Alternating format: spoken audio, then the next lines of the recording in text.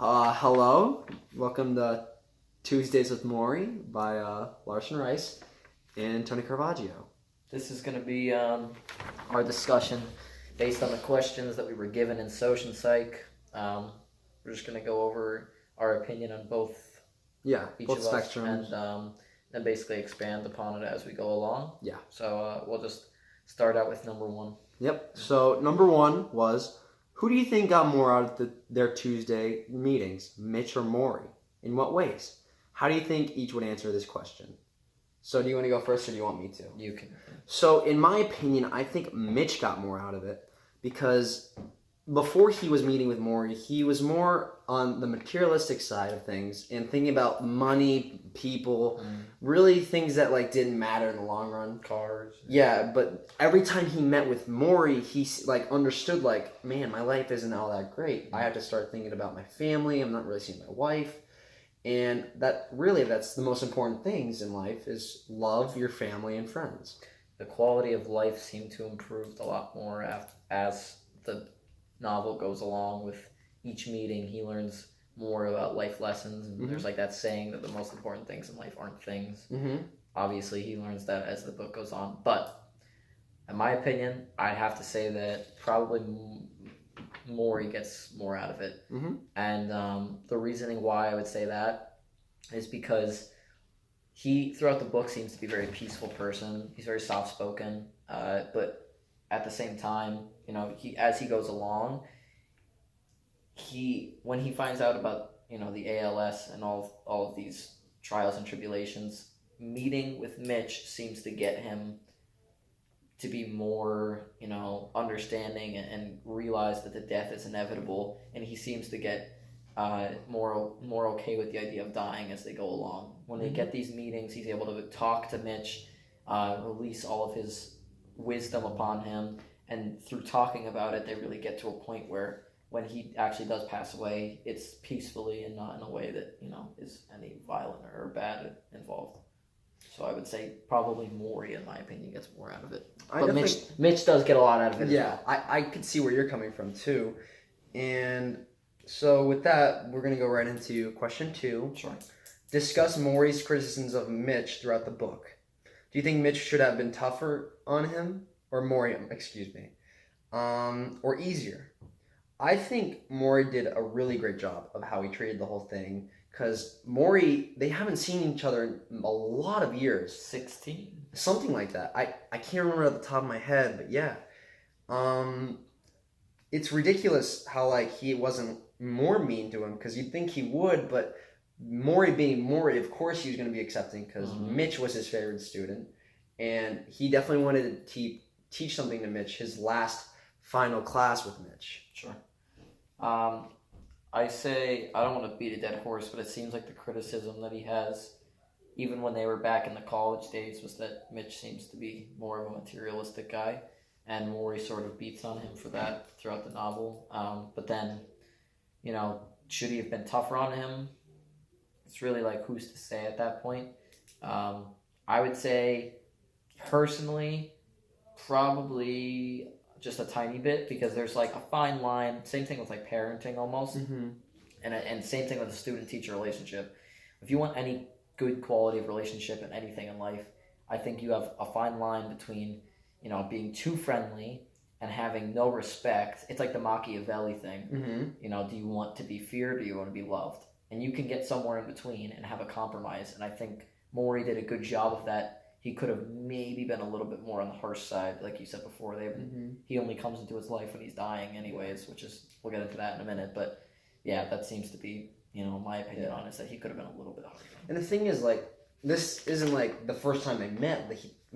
Mitch is taught, he learned many classes from Morrie. So at graduation, it's Morrie was I can't wait to see you in the future. Yeah. You better visit. Keep a good relationship. And then it's they never met. Go by, seriously. And only death is what brought them together, which really goes into our next question, number 3. Do you think Mitch would have listened if Morrie hadn't been dying? Does impending death automatically make one's voice able to penetrate where it couldn't before? And if Morrie wasn't dying, I believe that they never would have met again. Just because of Mitch's mentality of how he wanted to make the money. It's all about the jobs he's been doing. And if he hadn't seen Morrie on the news and seen how, like, oh yeah, he's gonna die, like, there's no way he would have visited him. Like, personally, I think, but that really goes in the second part. I do think death does penetrate where you couldn't go before, because it makes you think, like, oh yeah, if I don't see him, like, I'm not gonna talk to him ever again, so I better go talk to him, because I promised him before that I'd see him. So I mean, same idea, just worded differently. It's kind of sad to say that I think that the only reason that he's seeing him is because he's dying.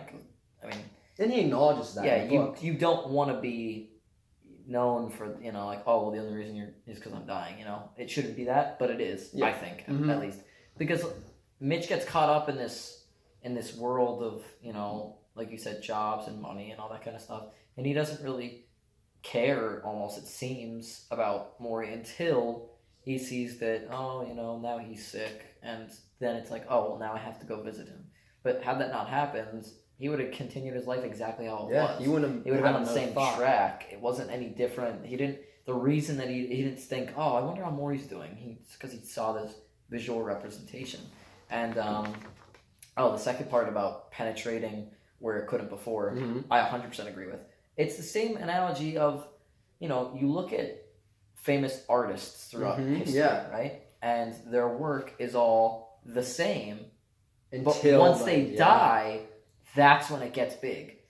A lot of artists were poor when they were alive, and then once they die, everything goes crazy, and everyone's like, it's because it's rare now. Yeah. You can't replicate it anymore.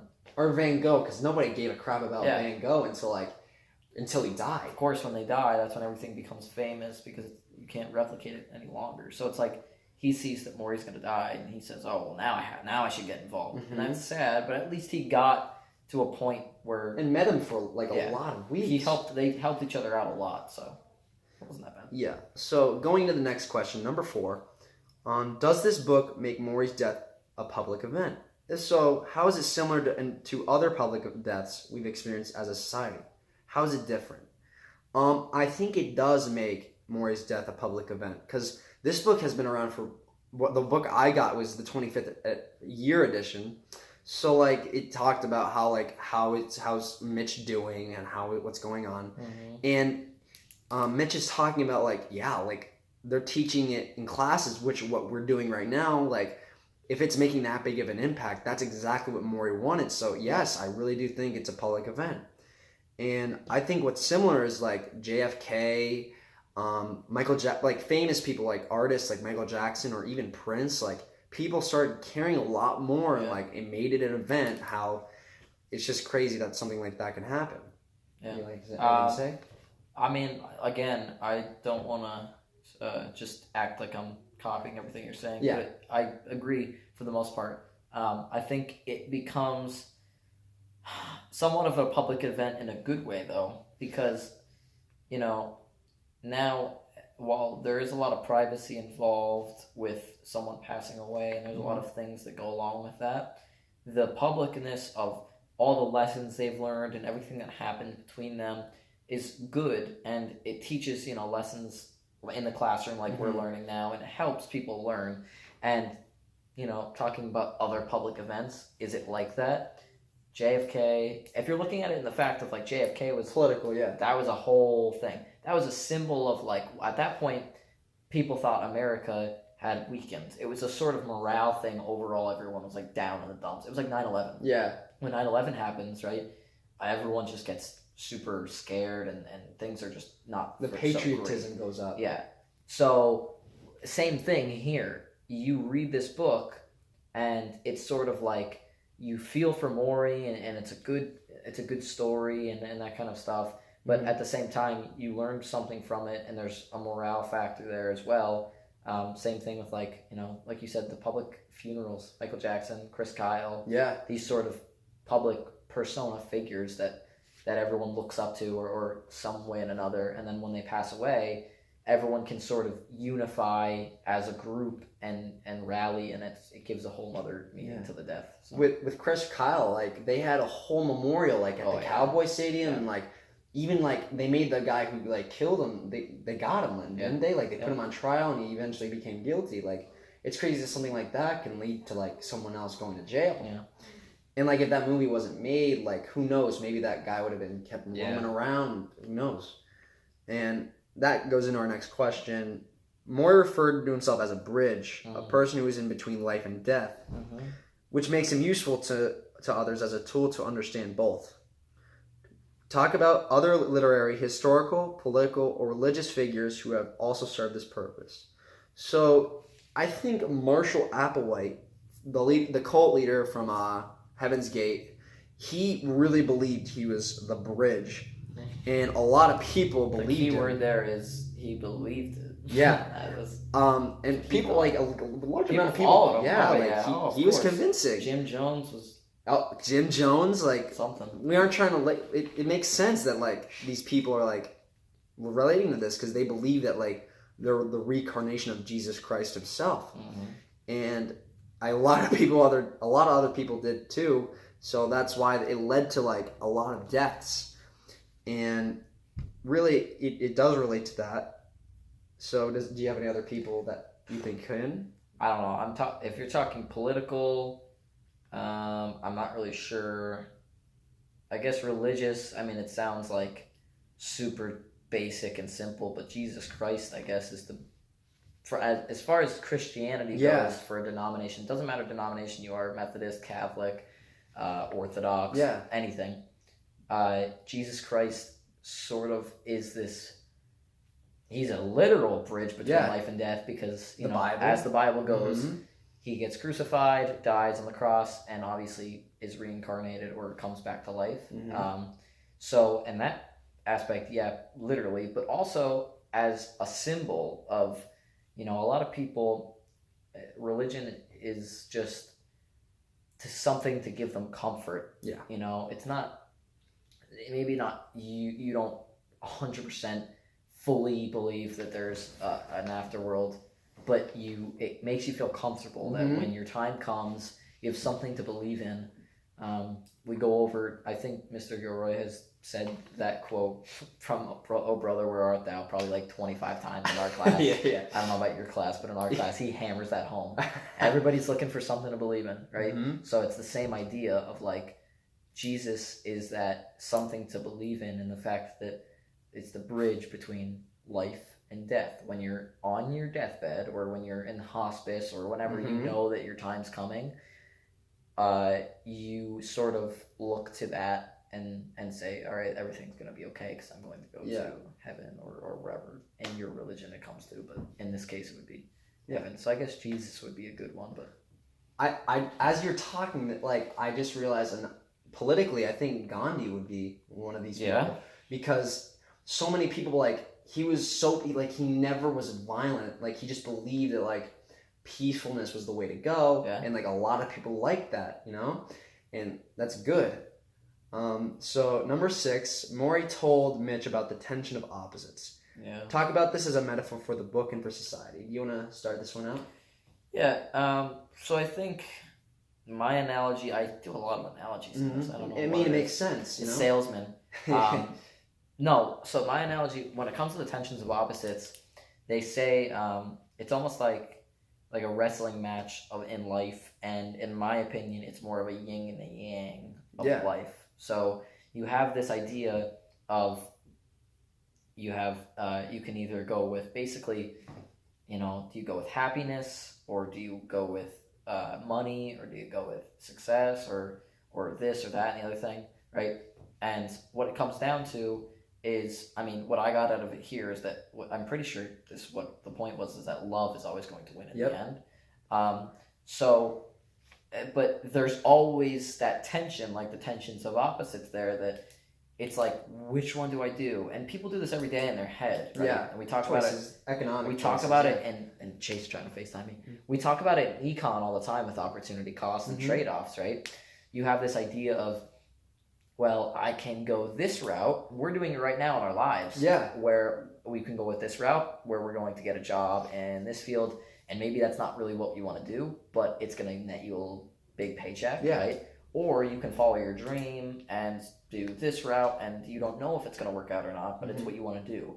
And you have to weigh your pros and your cons, your cost-benefit analysis, right? Yeah. And look at each side and say, what do I really want to be remembered for? What do I want to do that's going to make me happy? And at the same time, you have a lot of people where, do you choose what's going to make you personally happy, or do you want to make others happy around you? I mean, you can make a compromise working at the margins there, but in the most part, that's where this tensions of opposites sort of comes from, because, you can't have both.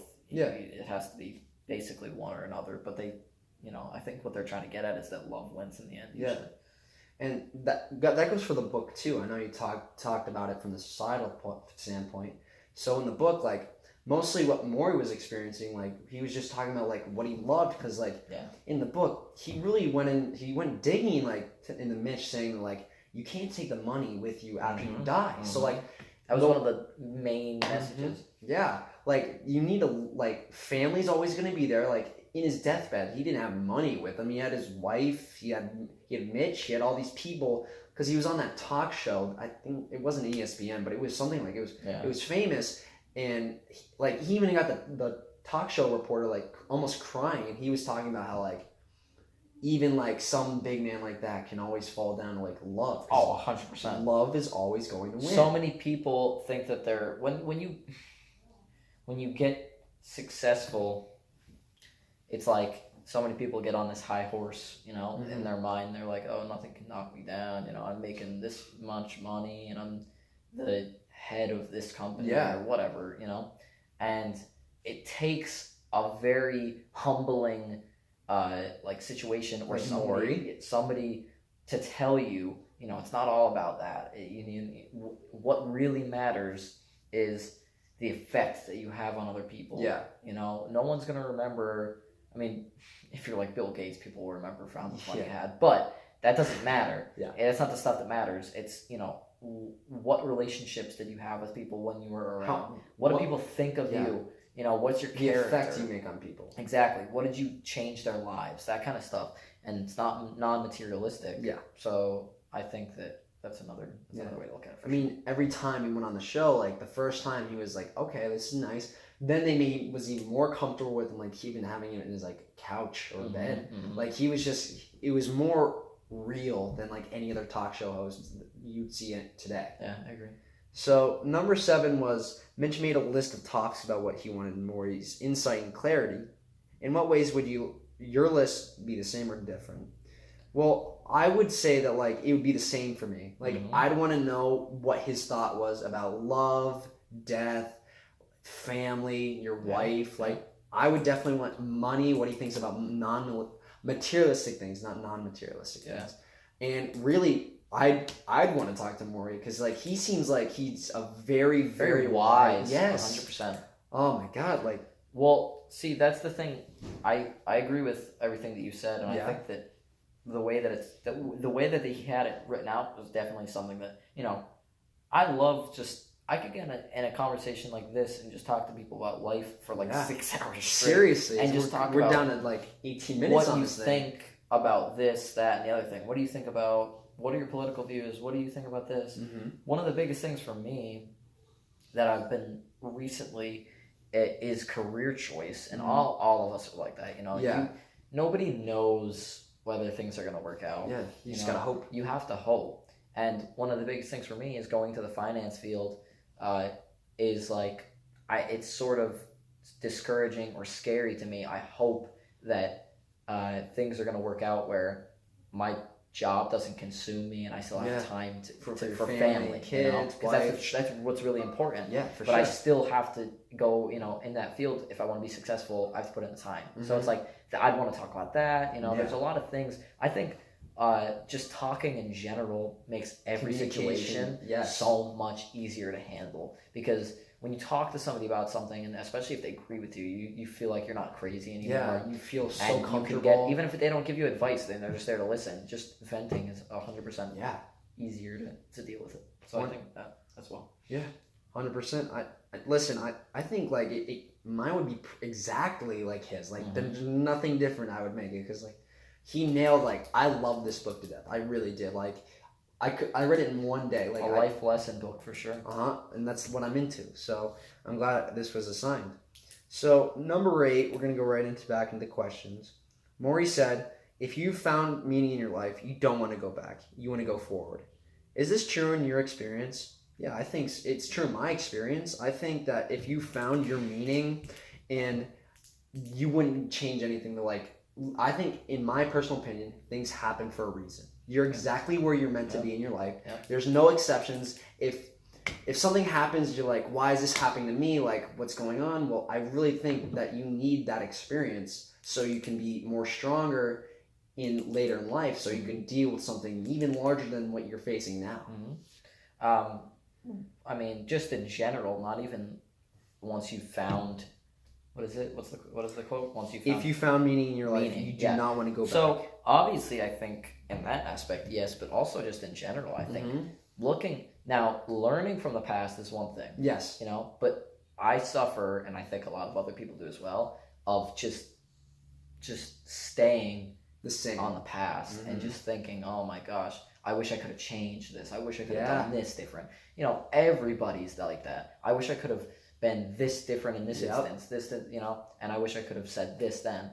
Well, guess what? It's over now. You have to get over it. You cannot go back in time. So guess what? You have to adjust your mindset and just plan for the next time, and if things don't work out then, do it again and again until you get it right. Especially now, if you find meaning in your life with doing one thing, that's a formula for success. Why would you change it? You just continue on that track and you're going to have a happy life. There's no point in turning back and saying, well, did I do this right?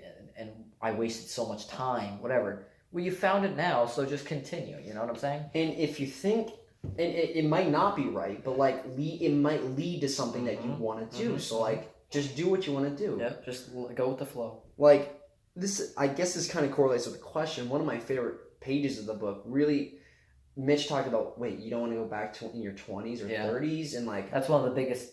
And then Maury's just like, no, I like being old. I like where I am right now. Yeah, because he's like, I like experience and learning. I do not want to go back to that because I didn't know what I knew now.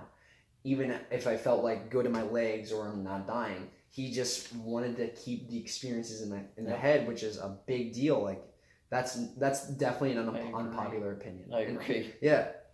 So last question here, I'm pretty sure. So number 9, it's the last one. Was Maury judging people who chose not to have kids with his statement? If you want the experience of having complete responsibility for another human being and to learn how to love and bond in the deepest way, then you should have children. Whether or not he was, do you agree? Even if he was, I don't think he doesn't seem like a judgmental person. I don't think he is. I think he's just saying that if you really want a strong experience with loving somebody, having complete responsibility with something, then have kids. And if he was, I wouldn't judge, but I really agree with that part. I agree with what he's saying. Because it's definitely, I know it's going to sound stupid, but it's definitely a commitment to have kids. A bigger commitment than a lot of people realize. Yeah. Even a dog. Yeah. People don't realize that when they're, I want a puppy. Yeah, well, guess what? You got to take care of that thing every single day. You clean it. You got to comb it. You and a dog's 1/6 of how much a child is. Yeah, it's ridiculous. But like he says, it's if you're ready for a whole new experience in your life, where for a lot of people's lives, as much as they don't want to admit it, it's all about you. Yeah, true. In your teens, we talk about this again all the time. He tells us this all the time. Yep. This is the most selfish time in your life. The first is when you're a toddler. Now it's when you're a teenager. The second most selfish time in your life, right? So everything's about me, me, me, me, me, me. Yeah. Then, if you're doing it right and you're a good parent, as soon as you have a kid, it's about bam, you're on the back burner now. Yep. You want to do what's good for your kid. You want to do anything to improve your kid's well-being. It's all about your child because you have a whole different connection now that you've never even experienced before, and a whole other love, because this is something that, hopefully in the right instance, there's a lot of instances where this doesn't happen, but you and somebody that you love created this child. So it's how could you not? And now you have a responsibility for bringing this child into the world and love them unconditionally, Yeah, and what I agree with is you can't and what I'm trying to say is you can't recreate this with anything else. No. Like Nope. this is like The closest thing is a dog. There's a couple people I know that consider their dogs their children. Yeah. But it's not the exact same. You can't, because it's a whole human Yeah. being that you're creating with their own thoughts. Like and you get to It's love your them. DNA, it's your Yeah. blood. Yeah, It's I agree. just it's crazy. So like in But some parts I agree, but In the part of the criticism, I don't think he's criticizing people. no, because He's just saying like if you want to do this, this Yeah. is the way to do it. You know. definitely no judgment. I agree. So this I was, think that's a wrap. Yeah. We had so that was our 25. discussion. Attaboy. All right. Yeah. All right. Thanks.